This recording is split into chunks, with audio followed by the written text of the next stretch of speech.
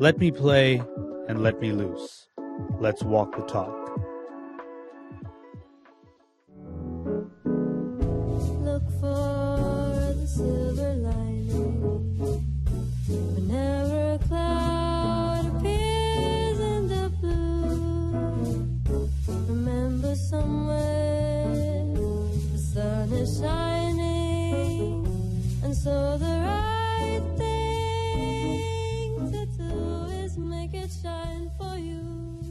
Hello, everyone. Welcome to another episode of Between Us, Make Every Conversation Count. I'm your host, Santosh Kumar. In today's episode, we'll discuss a topic highly relevant to modern times across individual values, social norms, and even institutional structures. I'll be talking about the Gen Z, especially the Gen Z workforce. I'd like to put some light on the current scenario of workplace values and how we got here. The current scenario is a fresh workforce that is drastically different from its predecessors in terms of what they have to offer, what their expectations are, and what code of conduct they abide by. You know, people from different generations tend to have distinct views on the world of work. Gen Z employees, in particular, might not share the same mindset as baby boomers, Gen X, or even the millennial counterparts. As Gen Z employees enter and advance through the workforce, it's critical for business leadership to understand this generation's experiences and motivations. Gen Z will continue to challenge the status quo and command more of a voice and impact in the workplace.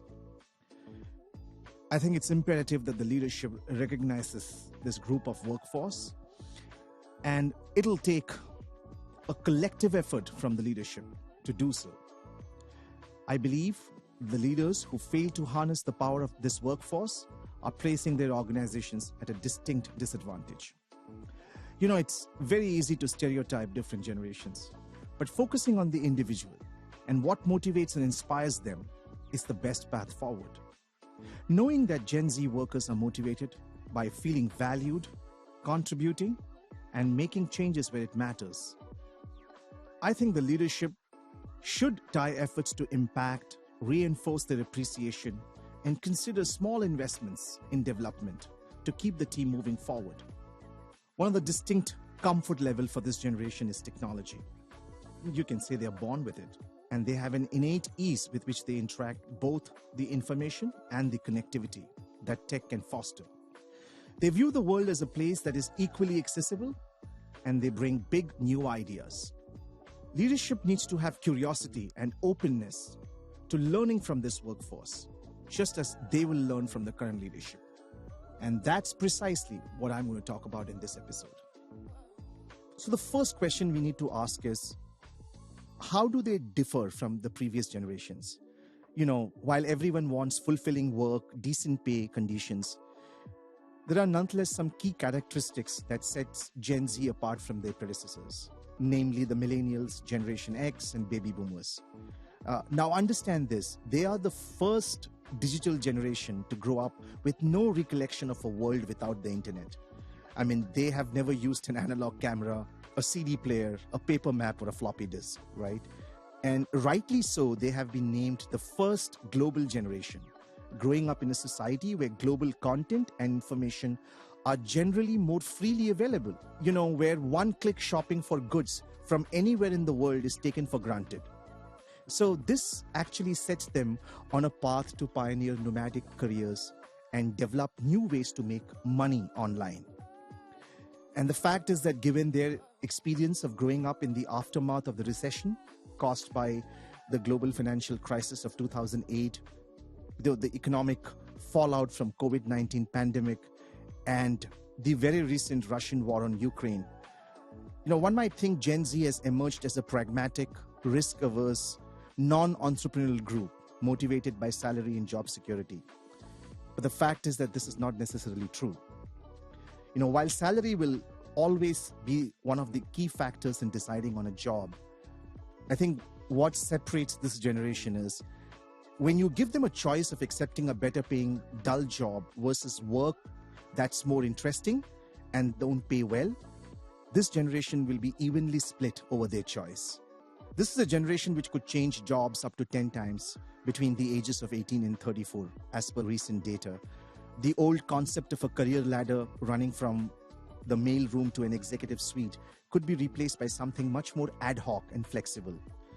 They say that around 42% of Gen Z workers value work-life balance, remote working, and flexible leave as their top priorities when they look for a job.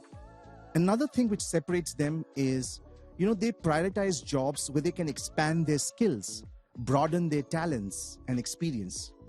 This means basically employers will need to change how they attract, hire, develop, retain talent. And the key is to foster personal development.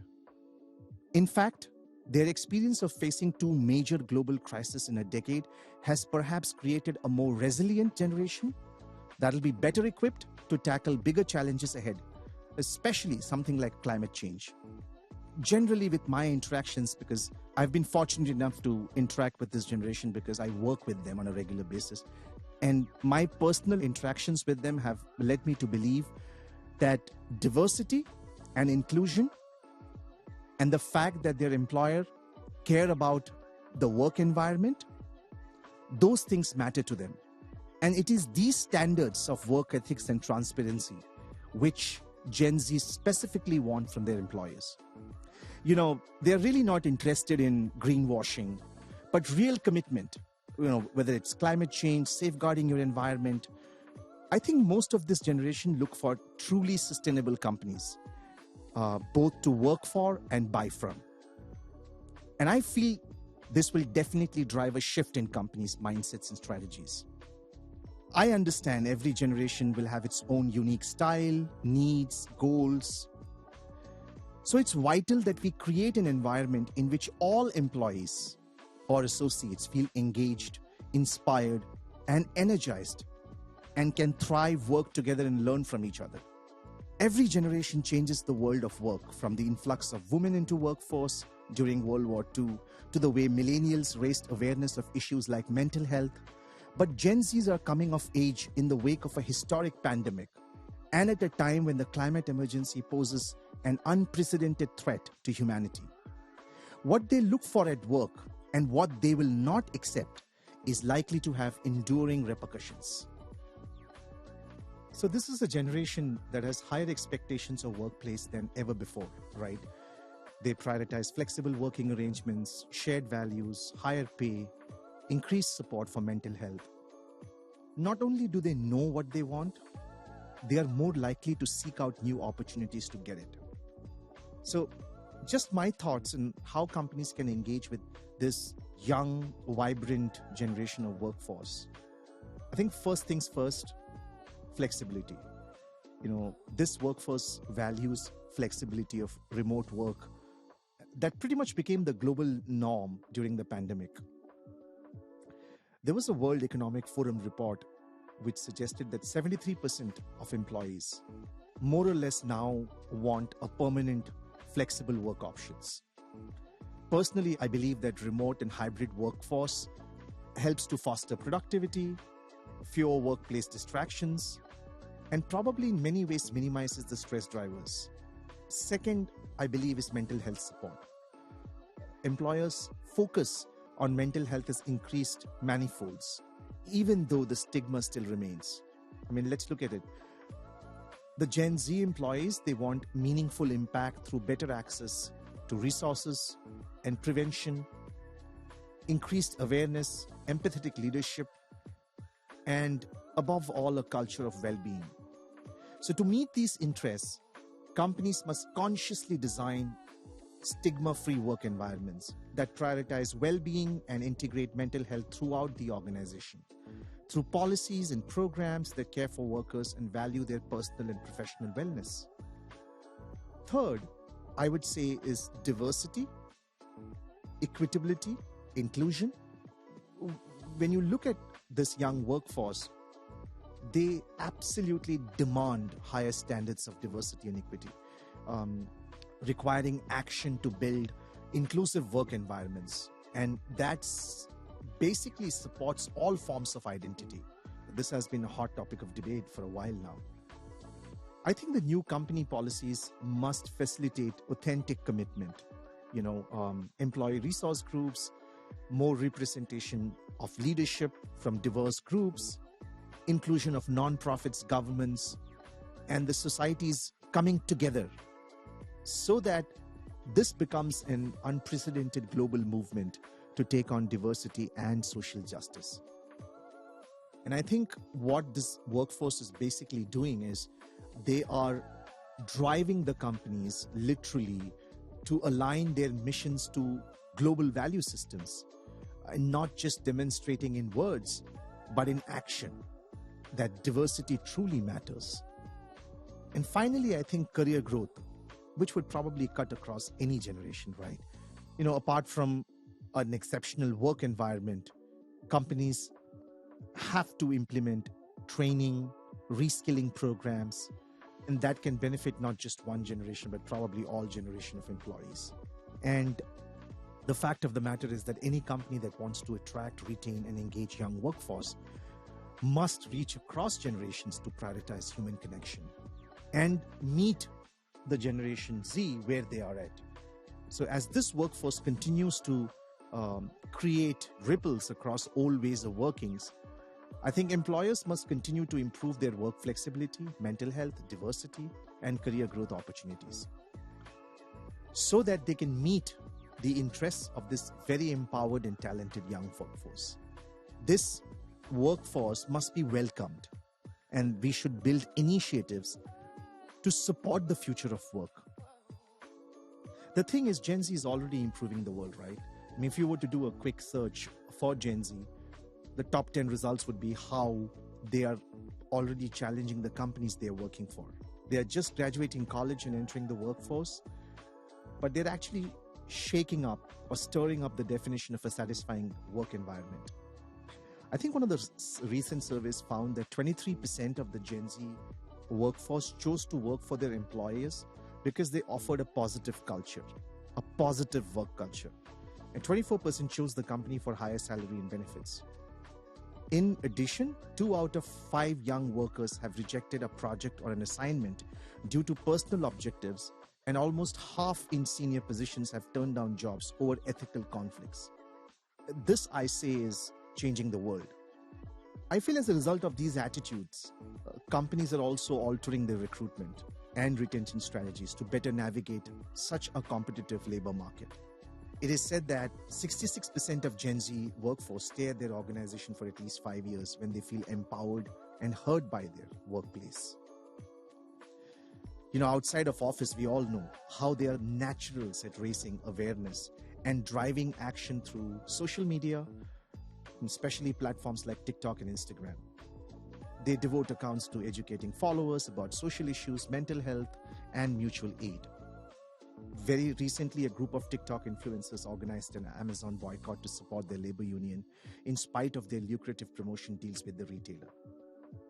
So, having said this, and I think this is primarily because they have been born into technology, right? So tech has basically shaped the way they think, the way they do, the way they act. And probably rightly so, they are referred to as the digital natives. I guess they are more comfortable using technology in all aspects of their lives.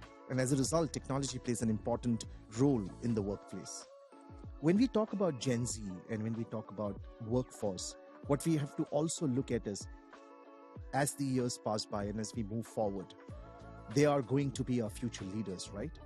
So I'm going to talk here a little bit about leadership, the Gen Z leadership, and how the change is already happening in terms of how an organization looks at integrating their values in alignment with the global value system. So one of the things about Gen Z, what they need to learn about leadership is, one of the things about them is they are good at driving collective action. But most part, their activism has been focused on tearing down systems rather than building better ones. Now, I feel that this workforce can blossom into their full potential if they are also capable of governing companies, organizations, and political institutions. And that's where the transition of this workforce from tearing down to building up is essential. So what would a good leadership look like? So far, frankly speaking, they don't have great examples of good leaders to follow. And they're also seeing the power players exposed as predators who abuse their power. News cycles over the past decade were driven by the rise and fall of greedy CEOs who manipulated customers, shareholders, some of them even outrightly lied. And many of these leaders were once hailed as visionaries, only for their benevolence, visions, and innovation. And to me, most of them were an illusion. So for this generation to learn what good leadership actually looked like, we need to work on imparting wisdom about the kinds of traits and behaviors objectively qualify as leadership ideals and how to foster them. This is a workforce which is incredibly skilled at raising awareness through technology. But social pressure alone isn't enough to bring about the kind of change we need. Collective action is hard to focus on strategically, and corporations and political institutions are skilled at deflecting attention and diffusing scrutiny. So to effectively lead, this generation needs to master the relational soft skills and confidence that boomers spent their entire lives building, as governing over a stable world requires much different skill set than activism. So here we are talking about training leaders for a new era.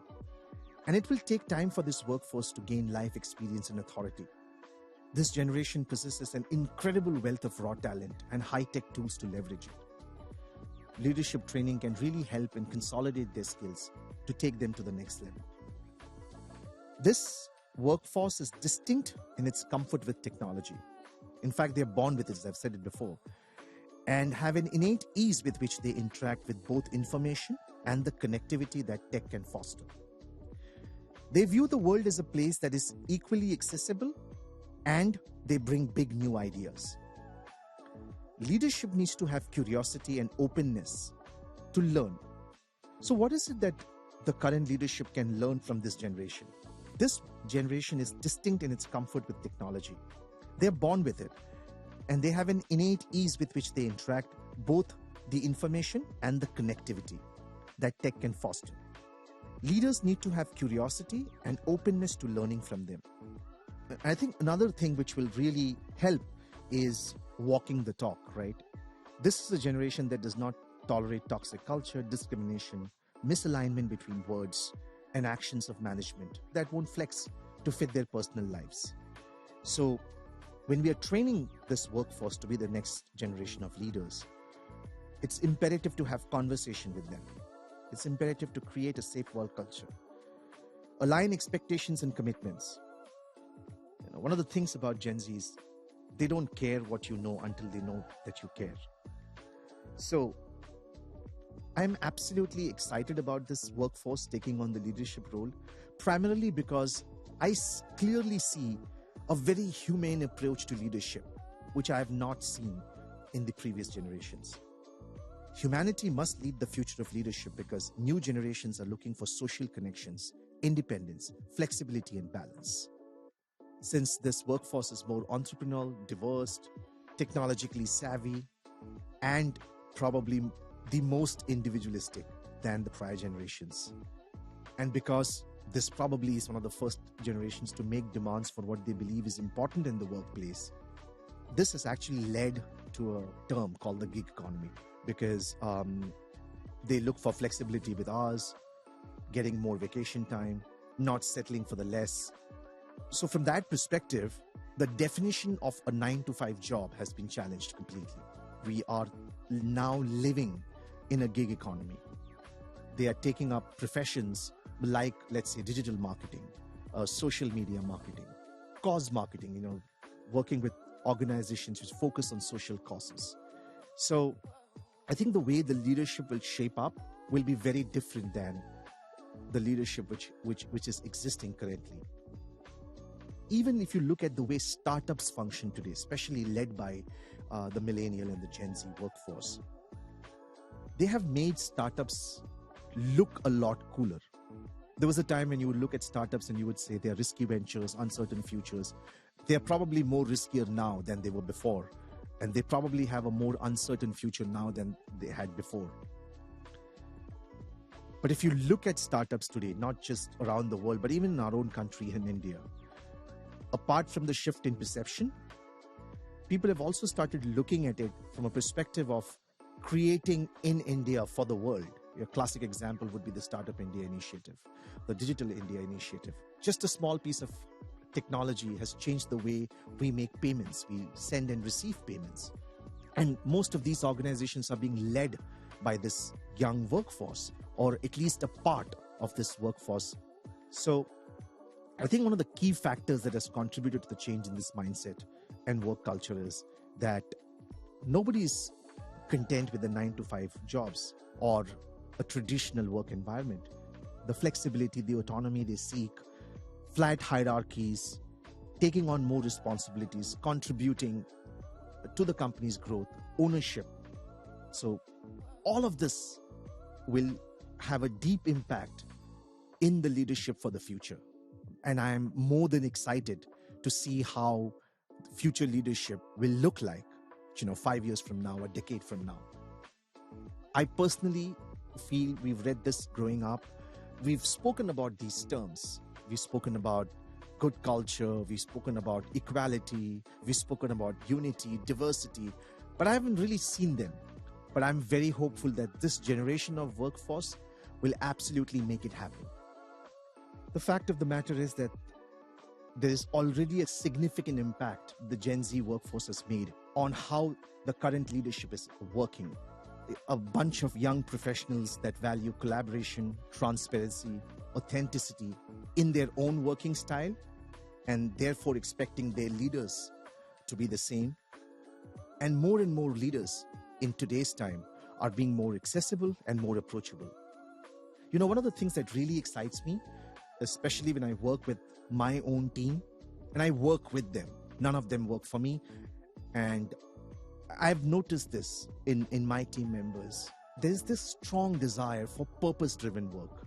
And while you are focusing on your goals and objectives, the prioritization of social and environmental impact. My own leadership style has changed, and it has become more and more collaborative and inclusive. We are all evolving and growing. So I'm hoping that the leaders, they become more agile, adaptable, responsible to the changing needs, and are able to engage their team in a way that they create a more humane bunch of leaders for tomorrow. Before I wrap this up, I would like to say that every generation of leadership has had their challenges. Some of us behave the way we do because of some of the environments we are living in. So this is in no way to demean or belittle the contribution of the earlier generation of workforce.